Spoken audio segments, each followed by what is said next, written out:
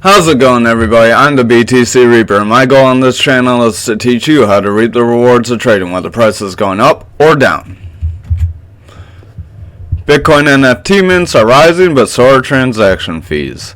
So for those of you that don't know, ordinals have become implemented on the blockchain. I'll talk about this later, but they allow users to put NFT-like media assets on the Bitcoin blockchain. It has seen a surge in activity this week. On Thursday, ordinals recorded its largest number of single-day mints, but network fees were growing.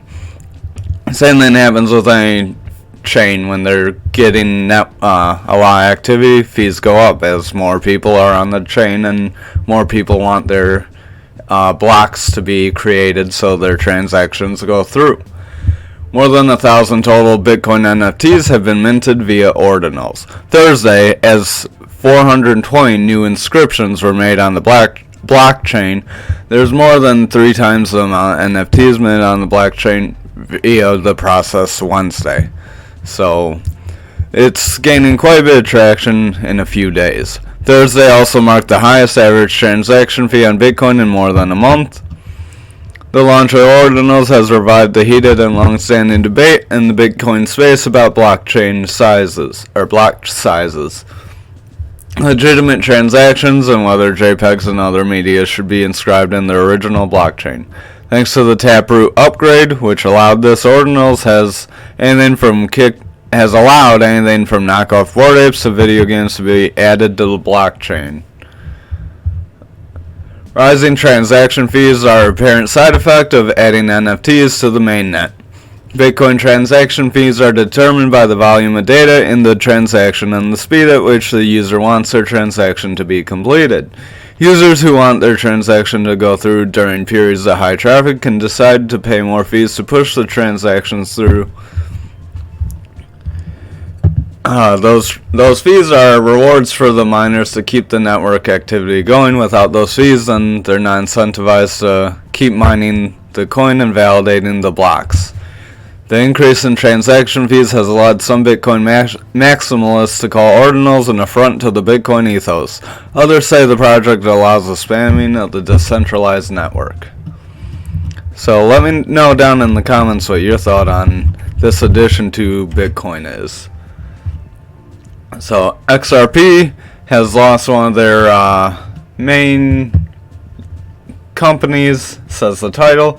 Coil, a key entity in the XRP ecosystem, a company backed by millions of dollars from Ripple, has surprisingly announced they'll cease operations. They used to provide one of 3 unique nodes for the XRPL along Ripple and the XRP Ledger Foundation.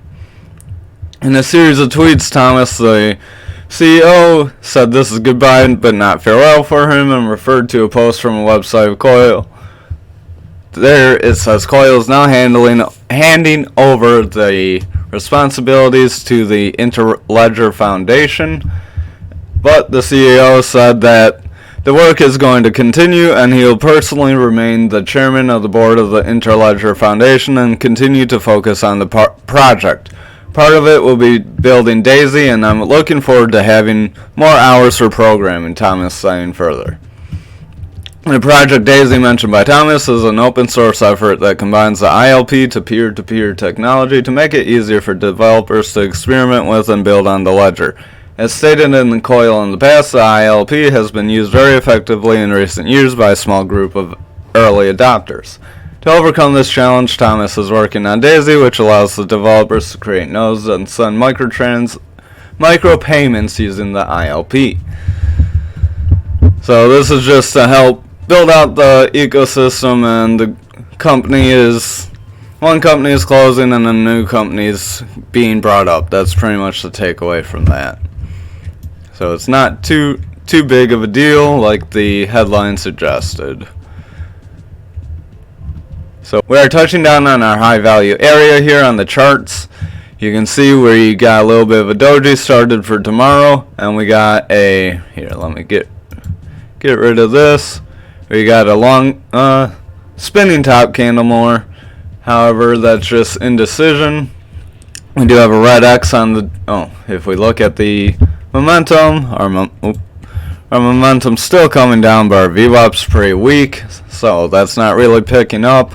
On the 4 hour, it's pretty flat here too, but our momentum's pretty close to getting near that neutral area. We do have a red X that printed today, so that is a bearish sign. We did try to come up and touch our 20 SMA on the 4 hour, however it looks like we're being rejected on the next candle as well. If we look at the 2 hour, our VWAP is trying to cross bullish, however our momentum wave is coming down and we did have a red dot. However, could say that played out alright. We'll have to see how if we roll over from here or not and then cross this high value area. Sorry. Our point of control is this blue one here.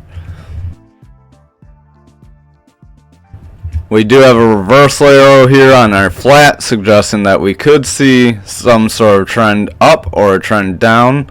If this yellow line does cross above the red line on this 15-minute, that would be a bullish sign.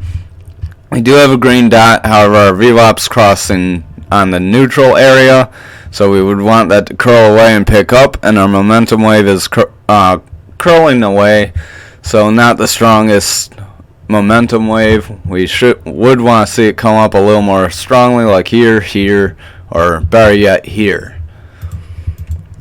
So we are in the bearish zone on the 2 hour. However, the 4 hour and the daily, we're still on top, but we're coming down. Thank you for watching tonight's video. I hope you have a wonderful night.